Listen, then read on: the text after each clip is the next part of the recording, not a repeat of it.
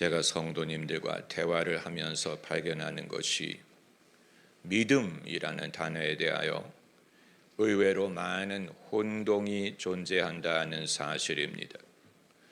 그건 우리 교회만 그런 것이 아니고 어디든 마찬가지고, 믿음이라는 단어가 약방의 감초와 같이 모든 대화에 등장을 하다 보니까 그 믿음의 정확한 뜻에 대하여 가장 중요한 단어고 가장 많이 쓰는 단어인데도 불구하고 그 뜻이 불분명할 때가 많고, 그 뜻이 불분명하다 보니까 믿음의 대화와 가르침이 제대로 전달이 안 되는 경우가 많다는 것입니다.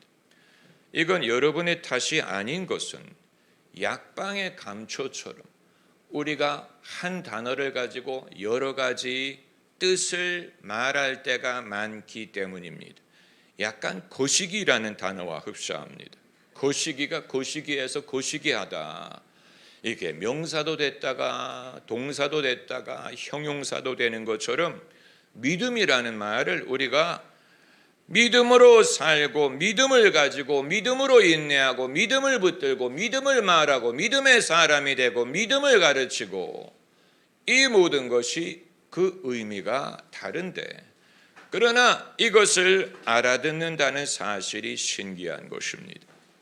믿음이란 말이 약방의 감초처럼 쓰다 보니까 정확한 의미가 불분명합니다. 이건 저에게도 그 책임이 일부 있습니다. 제 자신이 무분별하게 이 단어를 사용할 때가 많았기 때문이에요.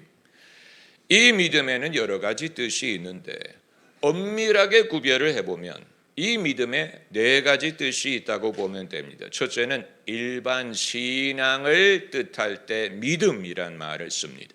믿음의 사람, 그 말은 기독교인이라는 뜻입니다. 믿음의 가정, 그 말은 교회 다니는 집이라는 말입니다. 믿음, 기독교 신앙을 뜻하는 차원에서 믿음을 가져라, 믿음으로 돌아와라, 그 말은 기독교 신앙으로 돌아와라, 기독교인이 되어라, 기독교 종교를 믿어라, 이런 뜻이라고 보고, 두 번째 의미는 선한 신앙의 의도를 말하기 위해 믿음이란 말을 씁니다. 나는 믿음으로 살리라, 이 믿음을 더욱 굳건히 하라, 이 말은 독실한 사람이 되라, 신실한 사람이 되라, 이런 뜻으로 나는 믿음으로 살겠다, 믿음으로 이기라, 신앙의 의지, 마음가짐, 신실함을 말하는 것이고, 그리고 이게 세 번째는 율법과 대비되는 개념으로 믿음이란 말을 씁니다. 행함이 아닌 믿음으로 의롭게 된다. 아브라함의 믿음을 하나님이 그의 의로 여기셨다. 오직 믿음, 솔라 피데, 이건 율법의 행위와 대비되는 의미로서 말하는 것입니다. 예수님 십자가 옆에 강도가 행한 것이 없지만 믿음으로 낙원을 약속받은 것처럼, 죄인이 내세울 만한 의의가 없지만 믿는 것으로 천국을 얻는 것처럼, 이것을 말할 때 믿음이란 단어를 쓰는 것이고, 그리고 이제 네 번째로 은사적인 믿음이 있어요. 이건 이례적이고 특별한 목적을 이루기 위해 하나님이 주시는 믿음이에요. 베드로가 이미 믿는 사람이죠. 믿기 때문에 예수님을 따랐어요. 그러나 베드로가 물 위를 걷기 위해서는 물 위를 걸을 만한 믿음이 필요했어요. 이것은 일회적인 믿음이에요. 그날 이후에 베드로가 항상 물 위를 걸은 게 아니고 그 순간에 물 위를 걸었어요. 모세가 반석에서 생수를 내기 위해서 믿음이 필요했어요. 이건 그의 일반적인 믿음과 다른 것입니다. 일반적인 믿음이 있기 때문에 하나님을 순종한 것 아닙니까? 여기까지 왔죠. 그러나 사막에 물이 없는 곳에서 물을 내기 위하여 하나님이 모세에게 기적을 일으킬 만한 믿음을 허락하셔서 모세가 반석을 쳤더니 거기에서 물이 나오는 일회적인 사건, 특별한 사건, 기적을 가능하게 한 믿음. 성경이 은사로서 말하는 믿음이 바로 이것입니다. 은사적인 믿음, 능력을 가능하게 하는 믿음, 이 순간을 위한 믿음.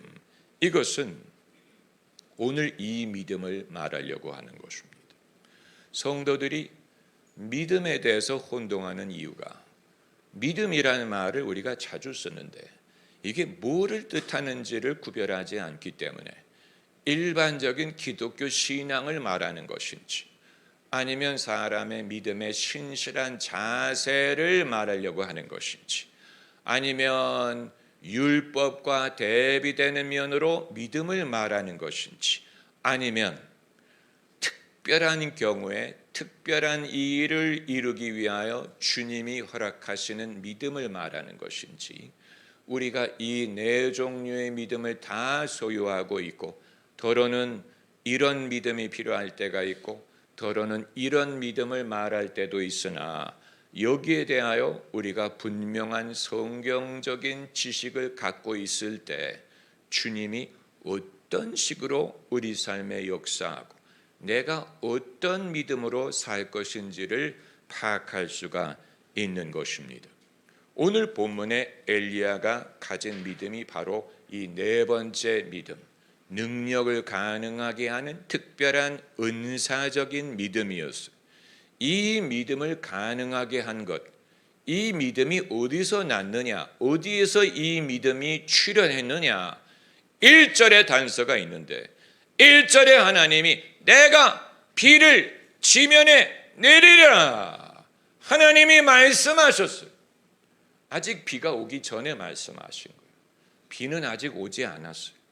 그러나 내가 비를 내리리라 말씀하셨고, 이 말씀을 들음으로 엘리야에게 믿음이 생긴 것입니다. 비를 내리시겠구나, 내리실 것이다. 엘리야가 기도함으로 이 믿음이 온 게 아니고, 이 믿음이 왔기 때문에 기도를 시작한 거예요. 비가 내린 후에 이 믿음을 가진 게 아니고, 비가 오기 이전에 하나님이 말씀을 하심으로 이 믿음을 가진 거예요.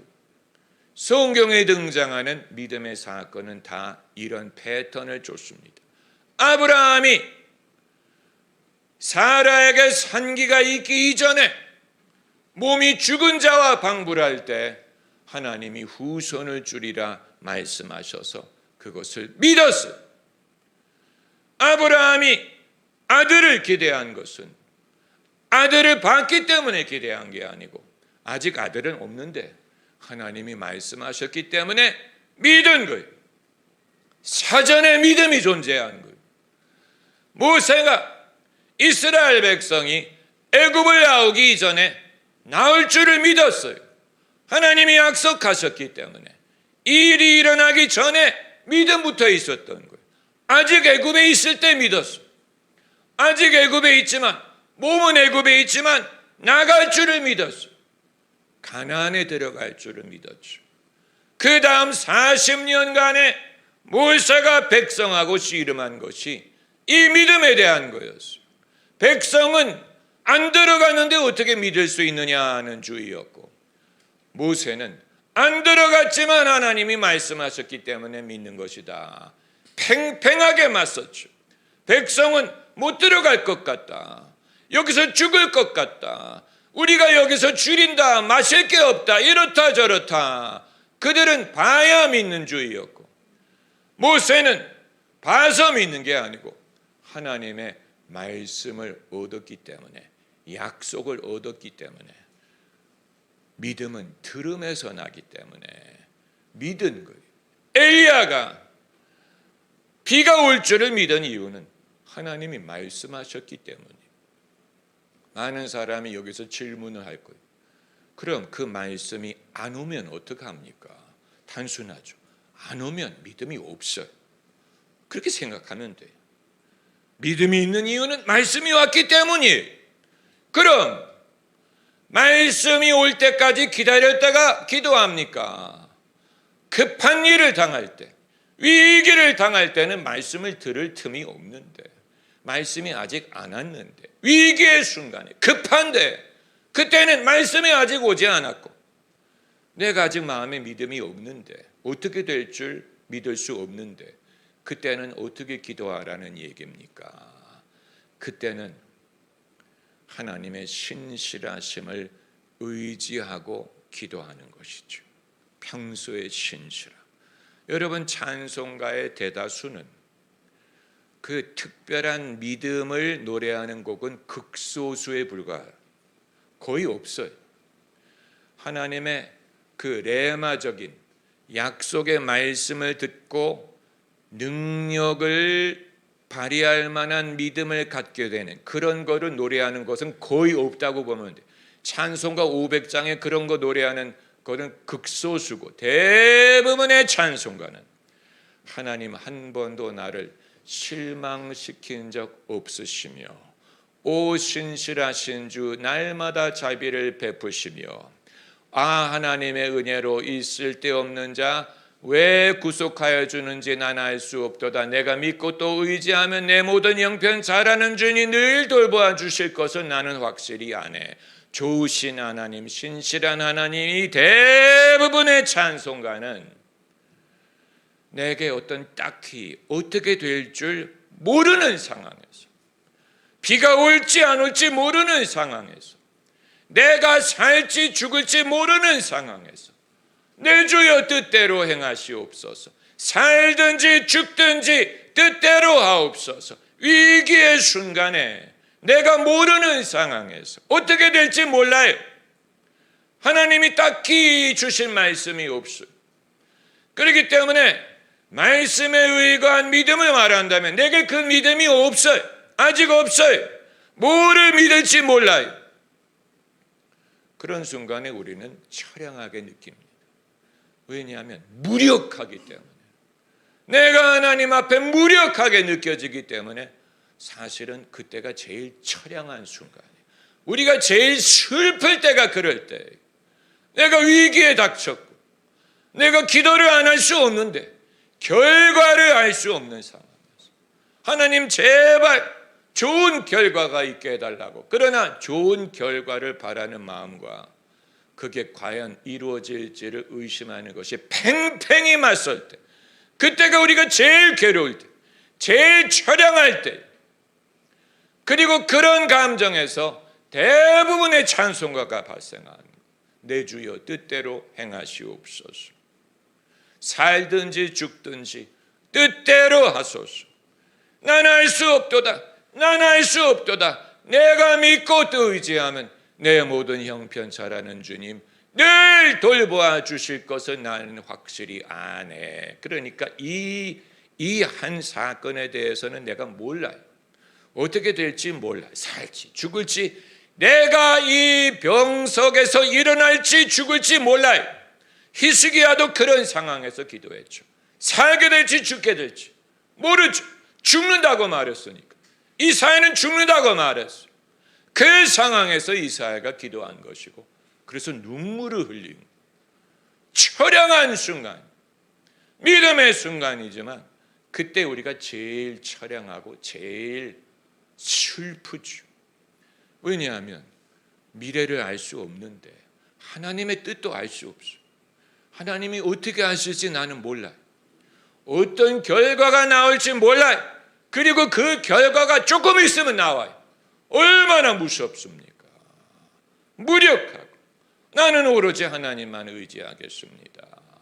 대다수의 믿음의 고백이 그런 데서 나온 것입니다. 할렐루야. 그게 바로 다니엘의 기도가 그렇고, 다니엘의 세 친구의 기도가 그렇고, 또 바울과 실라가 감옥에 갇혔을 때의 기도가 그렇고, 그리고 예수님이 겟세마네 동산에서 하신 기도도 사실은 그런 종류의 기도였어요. 예수님도 단언할 수 없었기 때문에, 이 상황이 어떻게 될지 예수님도 단언할 수 없었기 때문에 할 수만 있거든이라고 기도하시오. 아버지, 할 수만 있거든. 이 잔이 내를 지나가게 해달라. 그러나 내 뜻대로 마시고 아버지 뜻대로 해달라. 예수님도 그 순간에는 단언할 수. 그렇기 때문에 예수님이 힘들게 기도하신. 그때가 제일 기도가 힘들고 믿음을 붙드는 게 힘들어요. 믿음의 전투가 그런 걸 말하는 거예요. 그러나 예수께서 그런 상태에서 십자가를 지신 게 아니고 예수님이 확답을 얻었죠. 하나님 뜻대로 하옵소서라고 할 때는 잘 될 줄 믿습니다. 예수님이 이미 그 예언을 하셨잖아요. 인자가 예루살렘에 올라가 많은 고난을 받고 십자가에 달려 죽었다가 사흘 만에 살아. 당신도 입으로 그걸 예언을 하셨죠.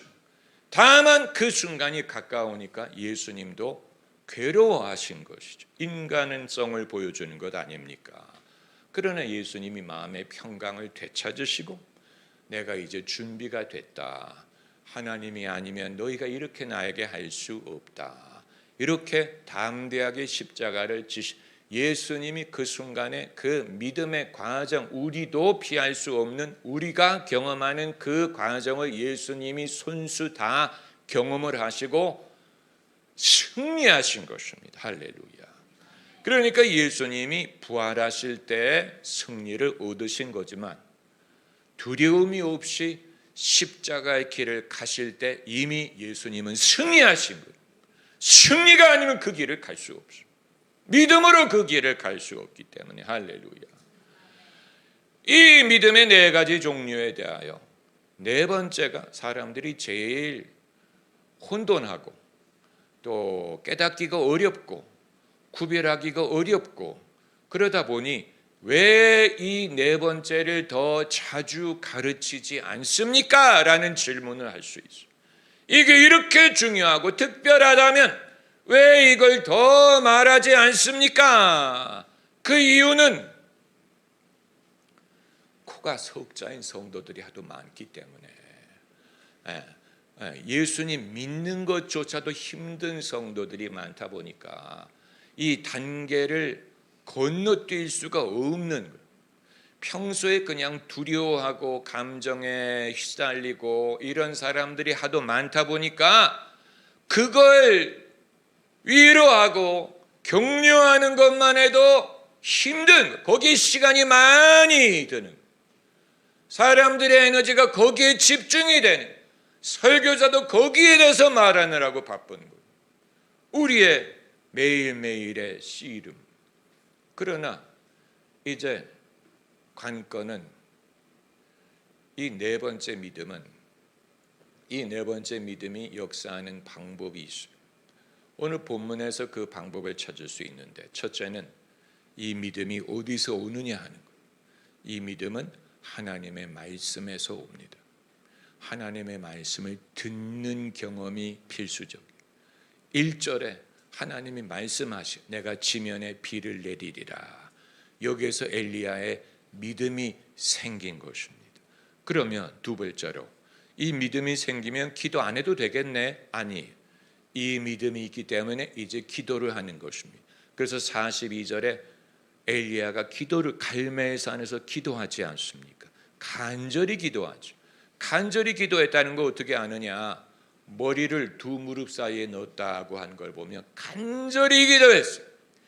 믿음이 있으면 기도 안 해도 되는 게 아니고 믿음이 있기 때문에 그 믿음이 기도하게 하는 것입니다. 다만 염려하고 기도하는 게 아니고 하나님의 뜻과 내 뜻을 합치고 하나님의 말씀을 내가 믿고 그 믿음의 기도를 하는, 예수께서 말씀하신 너희가 구할 때 받은 줄로 믿으라라는 것이 여기에서 이제 사람들이 헷갈리는 거예요. 기도할 때 받은 줄로 믿으라는 말이 어떤 우리의 의지를 말하는 줄로 사람들을 생각하기 때문에, 그렇기 때문에 사람들이 믿습니다라고 외치는 거예요. 이건 자기 의지의 고백이기 때문에, 그게 내가 의지로 어떻게 믿을 거예요. 믿을 거예요. 믿어. 이런 걸 말하는 줄로 생각하는데, 여러분 아무리 몸부림을 쳐보세요.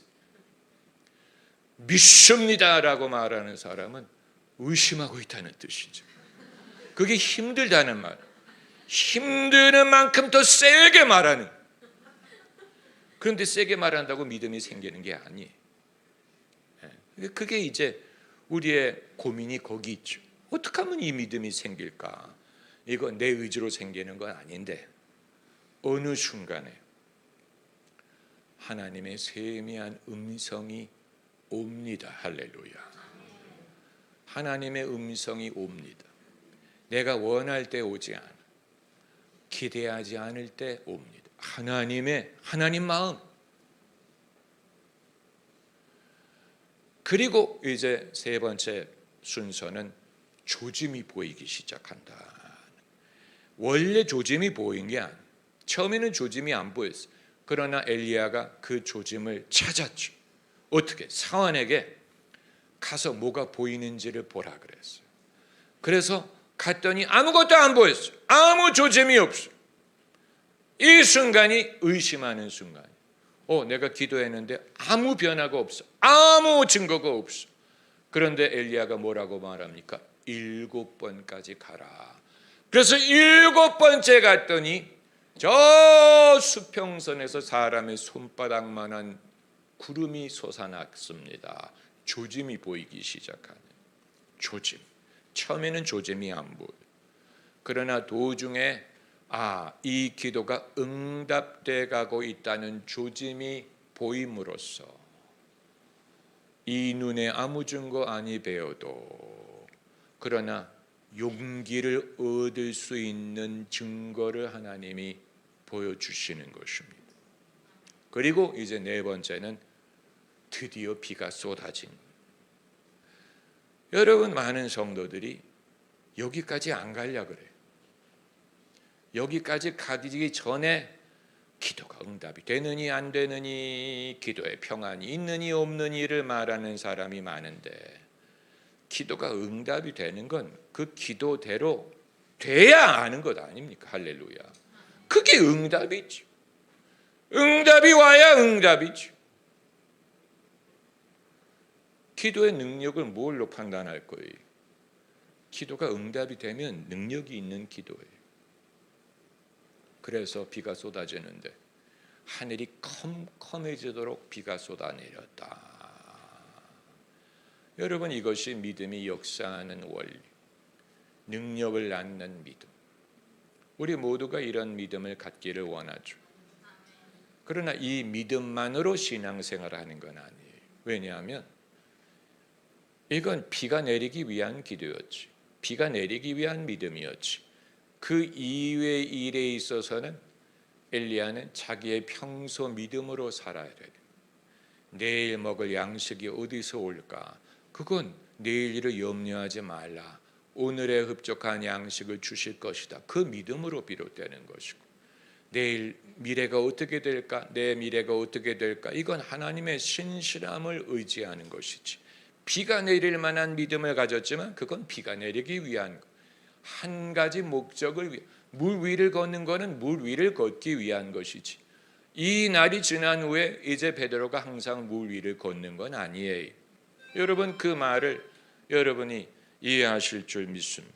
이걸 우리가 믿기, 이해하기를 바랍니다. 할렐루야, 할렐루야. 여러분, 그러기 때문에 만약에 제가 왜 이 믿음을 더 자주 말하지 않느냐, 만일 이 믿음만을 가르치게 되면 사람들은 일반적인 믿음을 알지 못하고 특별한 믿음만 배우게 돼서 치중하게 되고 이기적이 되고 자기 유익을 구하는 쪽으로 신앙이 발전할 수가 있기 때문에 그런 것입니다. 자기의 유익, 자기 중심의 어떤 희한한 일을 사모하는 그런 것이 아니면 양에 차지 않는, 무리를 걷지 않으면 양에 차지 않는, 비가 쏟아지지 않으면 양에 차지 않는 그런 식의 치중, 편중된 신앙이 될 수 있기 때문에, 사실 주님이, 예수께서 이 땅에 계실 때 가르치신 것은 내일 일을 염려하지 말라고 하신 거예요. 내일 일은 내일 염려하고 오늘의 염려는 오늘로 족하고 이 모든 것이 너에게 있어야 할 줄 천부께서 아시지 않느냐. 이건 어떤 딱히 기적을 낳는 믿음을 소유한 게 아니고 하나님을 신뢰함으로 갖는 믿음입니다. 하나님은 선하신 분이야. 이제껏 나를 돌보셨어. 찬양곡 가사처럼 하나님 한 번도 나를 실망시킨 적 없으시고 공평과 정의로 나를 지키셨네. 오 신실하신 주, 오 신실하신 주, 내 너를 떠나지도 않으리라, 내 너를 버리지도 않으리라 약속하신 주. 할렐루야. 이제부터 영원까지 나를 지키시리라 확신하네.